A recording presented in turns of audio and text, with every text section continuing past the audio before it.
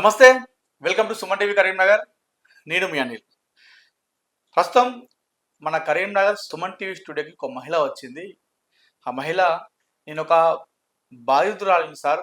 నేను ఒక వేధించబడుతున్నాను కొంతమంది ద్వారా అన్నట్టుగా మనకు చెప్పడం జరిగింది. ఏంటని ఆలోచిస్తే కొన్ని విషయాలు తన జీవితంలో జరుగుతున్నటువంటి కొన్ని విషయాల పైన మనకు చెప్పడం జరిగింది. అయితే ఈ మహిళ తన జీవితంలో తెలిసి తెలవక చేసిన కొన్ని తప్పులు ఇప్పటికీ ఆమెను వెంటాడుతూనే ఉన్నాయి, ఆమెను వేధిస్తూనే ఉన్నాయి. ఈ మహిళ పైన పదుల సంఖ్యలో పదుల సంఖ్యలో చాలామంది ఆకతాయిలు ఆమెను లైంగికంగా వేధిస్తూ ఆమెకు నరకం చూపిస్తున్నట్టు కూడా మనకు చెప్తుంది. అయితే ఈ విషయం పైన ఇప్పటికీ చాలా పోలీస్ స్టేషన్లో కంప్లైంట్ చేయడం జరిగిందంట. అయితే ఏం జరిగింది, ఈ లైంగికంగా ఆమె ఎందుకు వేధింపబడుతుంది, అసలు ఏం జరిగింది తన జీవితంలో అనే విషయాలు కూడా మనం ఒకసారి మొదటి నుండి అడిగి ఆమెతో మనం తెలుసుకుందాం. అమ్మ నమస్తే. నమస్తే. చెప్పండి అమ్మా, నేను ఒక బాధితురాలిని సార్ అని చెప్పేసి మీరు రావడం జరిగింది సుమన్ టీవీ ఆఫీస్కి. అవును సార్. మీ జీవితంలో ఏం జరిగింది, మీరు లైంగికంగా ఎందుకు వేధించబడుతున్నారు, మీ భర్త మిమ్మల్ని ఎందుకు వదిలిపెట్టాడు అనే విషయాలు ఏదున్నా కూడా మాకు పూసగుచ్చినట్టు మా సుమన్ టీవీకి మాకు కరెక్ట్ చెప్తే మేము దీని ద్వారా ఏమైనా హెల్ప్ చేయగలం. మీరు ఇందులో ఏమైనా దాయడం, నా నా తప్పు ఉంది, నా తప్పు చెప్తే ఏమనుకుంటారో జనాలు, నాకు న్యాయం జరగదేమో అని మీరు ఆ తప్పును దాస్తే మాత్రం దాన్ని ఏం చేయలేవు. మీరు ఏం జరిగింది మీ జీవితంలో అనేది పూసగుచ్చినట్టు అన్ని కరెక్ట్గా నాకు చెప్పండి. అసలు స్టార్ట్ చేయండి సార్, చెప్పండి sir. 2 years back sir. 2 years కి 3 months ఏమో ఉంది సార్. అయితే ఒక సార్ని పట్టుకొని పోయినా సార్. నేను ఆ సార్ రమ్మంటే వెళ్ళిన. Home guard sir. ఆయన home guard. Home guard sir. Home guard ఎందుకు మిమ్మల్ని ఎందుకు రమ్మన్నాడా, ఎట్లా అసలు? బియ్యం కొనిస్తాను, ఆర్థిక పరిస్థితి మంచిగా లేదు సార్ అని హెల్పింగ్ అడిగిన సార్. మీకు ఎట్లా పరిచయం ఆ హోమ్ గార్డ్? అది ఫేస్బుక్ లోనే పరిచయం. ఫేస్బుక్ ద్వారా మీకు పరిచయం? అవును సార్. ఆయనే నన్ను తీసుకెళ్ళింది సదాశివపల్లికి సార్. ఓకే. తీసుకెళ్లి లైంగికంగా. మీరు వెళ్ళిరా లేకపోతే ఆయన తీసుకెళ్ళిన మిమ్మల్ని? ఆయననే తీసుకెళ్ళిండు సార్. ఆయన కరీంనగర్కి వచ్చి మిమ్మల్ని తీసుకెళ్ళిండు? కరీంనగర్కి వచ్చి మీకు బియ్యం ఇప్పిస్తా అని చెప్పి. అవును సార్. కార్ లో తీసుకెళ్ళిండు. ఓకే. తీసుకెళ్లి ఇటొక్కల్ని అటొక్కల్ని కూసోబెట్టిండు. అప్పుడే డౌట్ వచ్చింది కానీ దింపేయండి సార్ నేను వెళ్తా అంటే వెళ్ళనియ్యలేదు సార్. ఓకే. వెళ్ళనియ్యక మొత్తం అటు తీసుకెళ్లేసరికి అక్కడ తాగేటోళ్ళు ఉన్నారు సార్ సదాశివపల్లిలో. ఓకే. ఎక్కడ సదాశివపల్లి ఎక్కడ ఏ ప్లేస్ తీసుకెళ్ళిండు మిమ్మల్ని? అక్కడ అది ఎవరు లేని ప్లేస్, నిర్మానుష్యంగా ఉన్న ప్లేస్ అంతేనా? నిర్మానుష్యంగా ఉంటాయి సార్. అది లారీలు ఉంటాయి, లారీలు అడ్డా సార్. అక్కడ తీసుకెళ్లి సాయంత్రం టైంలో ఈవినింగ్ ఇంకా నైట్ అవుతుంది సార్. ఓకే. నైట్ 12 కి 1 కి పంపిరు సార్ నన్ను. నేనేం చెప్తున్నానమ్మా, ఇప్పుడు ఒక వ్యక్తి మీకు సహాయం చేస్తా అన్నాడు. సో మీ ఫేస్బుక్ ద్వారా పరిచయం అయ్యాడు, మీకు ఆర్థిక పరిస్థితులు బాగాలేమో అతను చెప్తే అతను కరిగిపోయి మిమ్మల్ని సహాయం చేస్తా అని చెప్పి తీసుకెళ్ళిండు. తీసుకెళ్ళిన తర్వాత ఏ టైం తీసుకెళ్ళింది? అది సాయంత్రం అంటున్నారు. 6 వరకు. 6. ఓకే. మరి మీరు ఒక అజ్ఞాత వ్యక్తి మిమ్మల్ని ఒక సహాయం చేస్తా అన్నప్పటికీ కూడా మీరు ఒక్కరు ఎందుకు వెళ్ళారు ఆ టైంలో? మీరు తోడుగా ఎందుకు తీసుకెళ్ళలేదు? అతను చేసే సహాయమే కదా. సహాయమే అన్నాడు కానీ సార్ ఇట్లా చేస్తాడు అనుకోలే, లైంగిక దాడి చేస్తాడు అనుకోలే సార్. సో మీరు నమ్మకంతోనే ఎక్కి వెళ్ళిపోయారు. వెళ్ళిపోయిన తర్వాత ఏం జరిగింది? అక్కడికి వెళ్ళినాక ఆయననే లైంగిక దాడి చేసి ఇంకొకరికి అప్ప చెప్పిండు అదే రోజు. అదే రోజు. ఓకే. ఆయన చెప్పినాక ఇంకొకళ్ళు సార్, ఇంకొకళ్ళు అట్లనే దాదాపు 15 మంది తయారయ్యారు సార్ అదే రోజు. ఒక్క రోజు. ఓకే. ఇక అది కంటిన్యూషన్ గా 2 years ఇక నడుస్తూనే ఉన్నది, ఇప్పటిదాకా నడుస్తుంది సార్. నేనేమంటున్నామ్మా, ఇప్పుడు అంతమంది తీసుకెళ్ళినప్పుడు అంతమంది మీరు అప్పుడు ప్రతిఘటించలేదా? ఏమనలేదా? ఎందుకు ఇట్లా చేస్తున్నారని అన్నారా? ఏమన్నారు అసలు అప్పుడు ఒకళ్ళు వీడియో తీస్తారు సార్. ఆ టైంలో నాకు మత్తు కొంచెం ఎక్కువ ఇచ్చి అంత క్రూరంగా ప్రవర్తించారు సార్. ఓకే. మీకు మత్తు ఇచ్చారు సార్. ఓకే. ఇక వాళ్ళు అదే ప్రయత్నం చేస్తారు అంటే ఒకళ్ళనికి ఒకరు సార్ ఇప్పటికీ వేధిస్తూనే ఉంటారు. కాల్స్ చేస్తారు, మాట్లాడతారు, రావేద్దు సార్ అనద్దు ఆ మాటలు. ఇప్పటికి అదే జరుగుతుంది సార్. ఒక 4-5 months. ఓకే అమ్మా, ఈ 4-5 months మళ్ళీ ఇటు వద్దాము. ఇప్పుడు ఏదైతే ఆ రోజు రమ్మని చెప్పిన తర్వాత 15 మంది, దాదాపు సుమారు 15 మందికి అంతకన్నా ఎక్కువ ఉంటారు. 30 members సార్. ఈ మన 2 years లా నేను ఏమంటున్నా, ఆ రోజు మిమ్మల్ని తీసుకెళ్లిన రోజు ఈ తీసుకెళ్ళిన రోజు ఒక రోజు 15 మంది 15 మంది. మిమ్మల్ని లైంగికంగా దాడి చేయడం అవును జరిగింది. మీకు సార్. మత్తు ఇచ్చి దాడి చేయడం జరిగింది. అవును సార్. ఆ తర్వాత ఏం చేశారు మళ్ళీ మిమ్మల్ని? అక్కడి మా నుంచి విడిచిపెట్టిరా? లేకపోతే ఏం జరిగింది తర్వాత? అక్కడి నుంచెల్లి విడిచిపెట్టలేదు సార్. ఆ రోజు నైట్ అమ్మా. ఆ రోజు నైట్ మిమ్మల్ని అక్కడనే ఉంచురా? ఇట్లా లేదు సార్. హ్మ్. అక్కడ మా ఇంటి దగ్గర పడేసెళ్ళిండు ఓకే. ఈసారి. ఓకే. నైట్ టైమ్‌లో.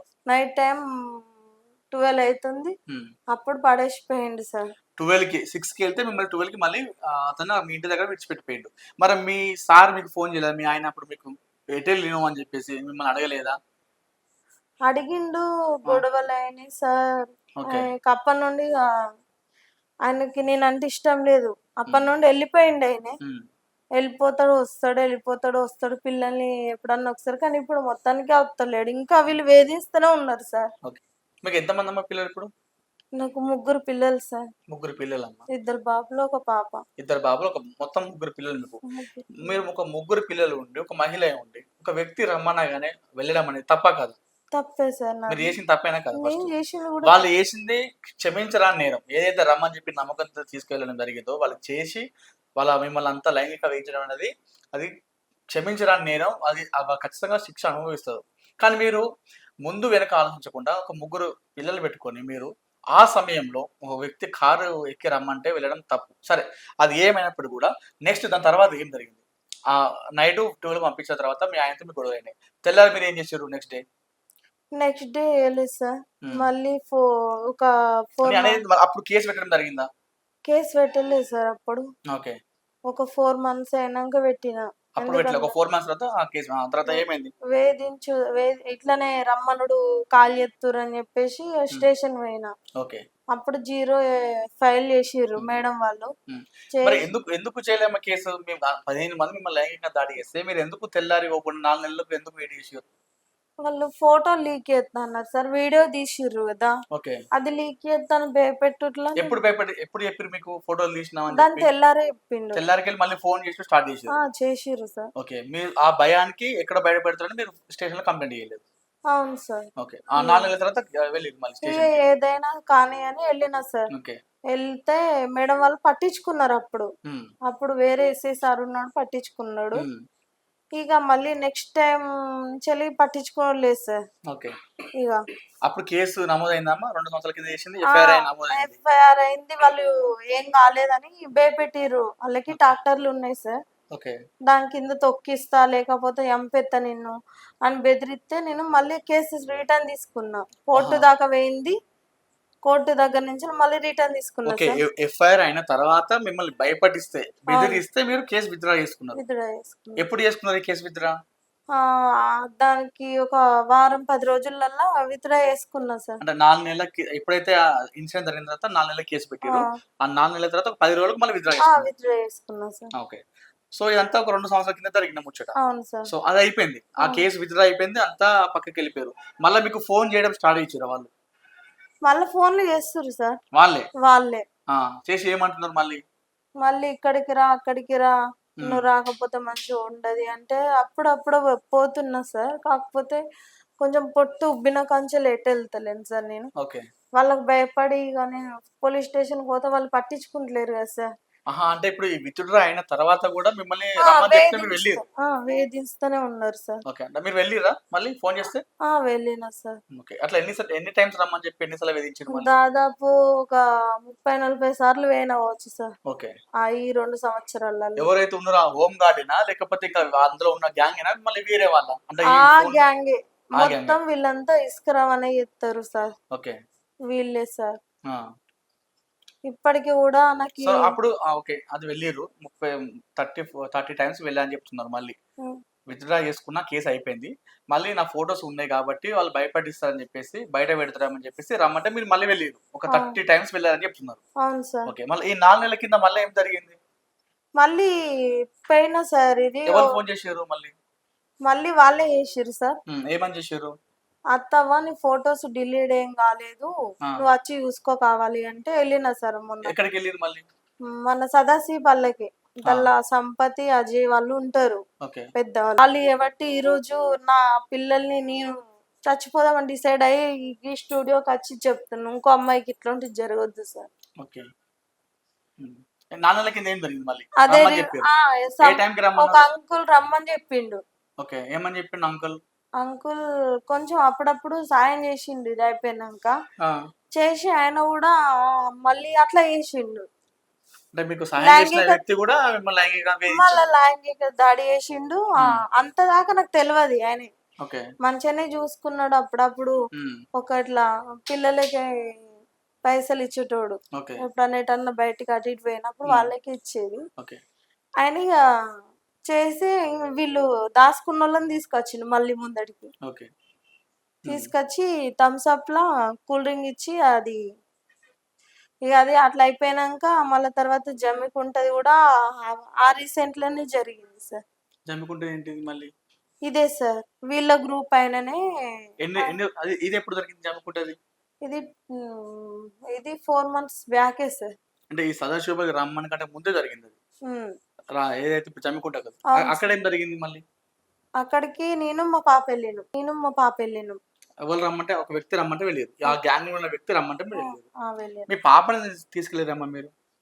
పాపని భయం అయి తీసుకెళ్ళిన అంటే ఈసారి కాదమ్మా, కూడా మీరు భయపడితే ఒక పెద్దవాళ్ళని తీసుకెళ్తారు కానీ ఇంకా చిన్న పాపకి ఏం తెలుసు అని ఆమెను తీసుకెళ్ళారు మీరు? నాకు ఎవ్వరు లేరు సార్. అందుకని నేను ఓకే. చిన్న పాప ఎవరి దగ్గర ఉండేది. మిమ్మల్ని లైంగికంగా వేధిస్తున్నారు. మీకు అక్కడ వెళ్ళేదే ఒక వాళ్ళు మిమ్మల్ని లైంగికంగా వేధించడానికే రమ్మని చెప్పారు. ఆ సమయంలో మీరు పాపని తీసుకెళ్ళారమ్మా?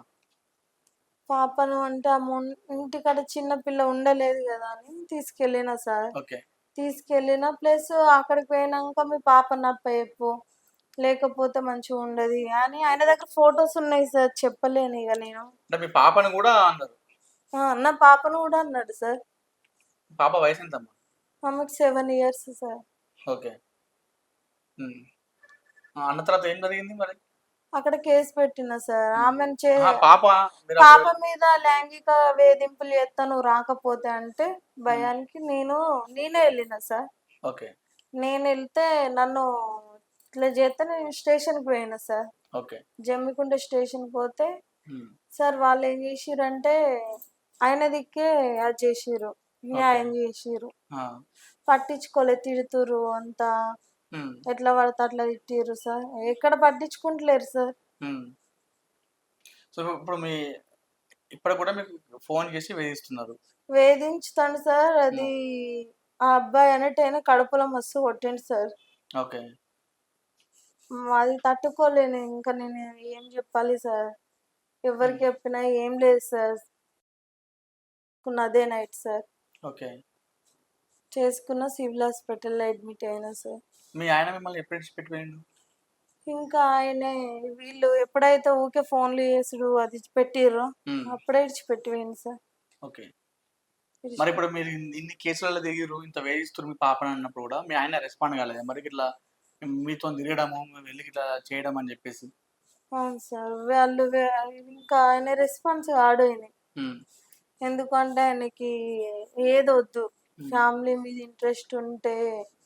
ఫ్యామిలీ ఇంట్రెస్ట్ కాదమ్మా, ఆయన ఫ్యామిలీ మీద ఇంట్రెస్ట్ ఎందుకంటే తప్పు చేసింది నేను కాబట్టి ఇంట్రెస్ట్ పొడగొట్టుకున్నాడు.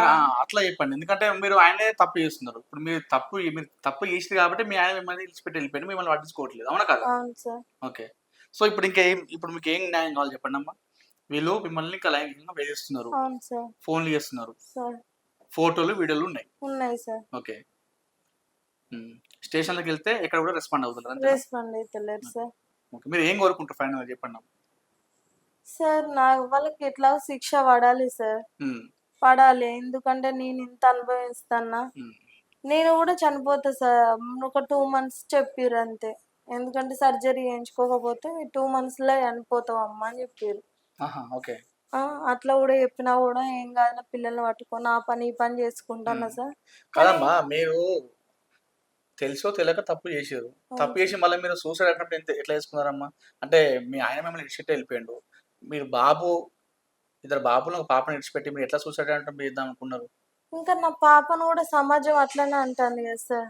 అంటే అదే అమ్మా, ఇప్పుడు మీరు సూసైడ్ చేసుకుంటే వాళ్ళ పరిస్థితి ఏందమ్మా? వాళ్ళ రోడ్డు పాలే కదా వాళ్ళు.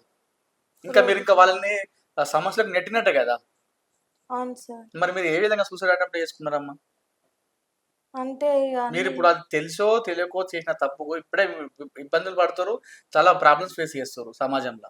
అవును సార్. మరి మీరు ఇంకా సూసైడ్ అటెంప్ట్ చేసుకుంటే వాళ్ళ పరిస్థితి ఏంటి?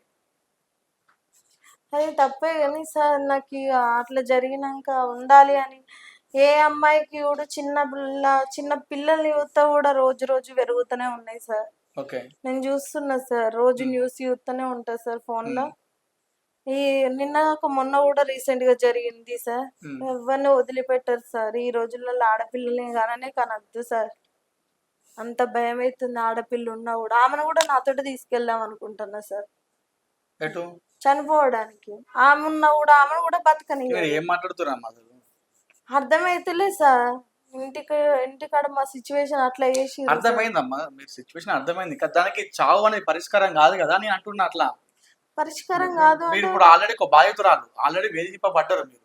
అవును సార్. మీరు ఇంక చనిపోతే దానికి ఇంకా సాధించేది ఏంటమ్మా? ఇప్పుడు ఇంతమంది మిమ్మల్ని వేధిస్తారు కదా, నెక్స్ట్ ఇంకొక వేరే ఆడవారికి ఇట్లా కావద్దని చెప్తున్నారు మీరు. అవును సో మీరు సార్. చనిపోతే, మీరు కొట్లాడి ఫైట్ చేస్తే మీరు ఎవరైతే ఆడవాళ్ళు ఉన్నారో వాళ్ళకి ఇక మీరు ఇన్స్పిరేషన్ ఉంటారు కదా. మీరు చనిపోతే ఎట్లా ఉంటుందమ్మా?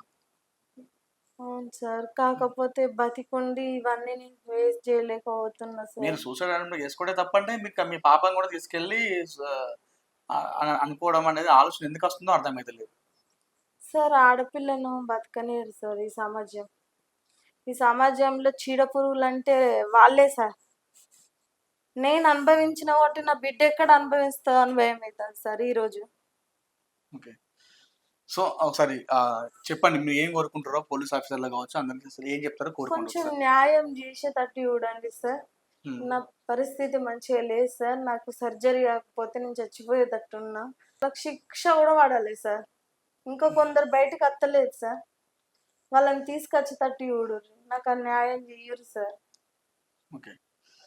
సో ఈ మొత్తానికి ఈ ఘటనలో ఏదైనప్పటికీ కూడా మహిళ కొన్ని తెలిసి తెలియక కొన్ని తప్పులు చేసింది. అది సరిదిద్దుకోలేని తప్పులు అన్నట్టుగా మనం అనుకోవచ్చు. ఎందుకంటే ఒక వ్యక్తి రమ్మని చెప్పగానే అట్లా సహాయం చేస్తా అన్నప్పటికి కూడా ఆమె నమ్మి నైట్ ఈవినింగ్ టైంలో వాళ్ళ పిల్లల్ని విడిచిపెట్టి వాళ్ళ భర్తను విడిచిపెట్టి ఆ నైట్ టైంలో వెళ్ళడం ఆమె తప్పు అని చెప్పేసి ఆమె ఒప్పుకుంటుంది. ఆ రోజు ఆమె చేసిన ఆ చిన్న తప్పు ఇప్పటికి కూడా ఆ మహిళను వెంటాడుతుంది. ఇప్పటికీ ఒక 2-3 పోలీస్ స్టేషన్లో కూడా ఈ మహిళ వారి గురించి వెళ్ళడం జరిగిందంట, కంప్లైంట్ చేసిందంట. కంప్లైంట్ చేస్తే మొదటి టైంలో ఆ మహిళనే విత్డ్రా చేసుకుంది బెదిరింపడం వల్ల. కానీ ఆ వేధింపులు ఇంకా ఆగలేదు. ఆ మహిళ పైన ఇప్పటికి కూడా ఇంకా వేధిస్తూనే ఉన్నారు, లైంగికంగా దాడి చేస్తూనే ఉన్నారు. సరే, ఈ ఇష్యూ మొత్తంలో ఏది ఏమైనా ఎవరైతే ఆమెను లైంగికంగా వేధిస్తూ ఇప్పటికీ టార్చర్ చేస్తూ ఆమెను ఇబ్బంది పెడుతున్నారో అది నేరం.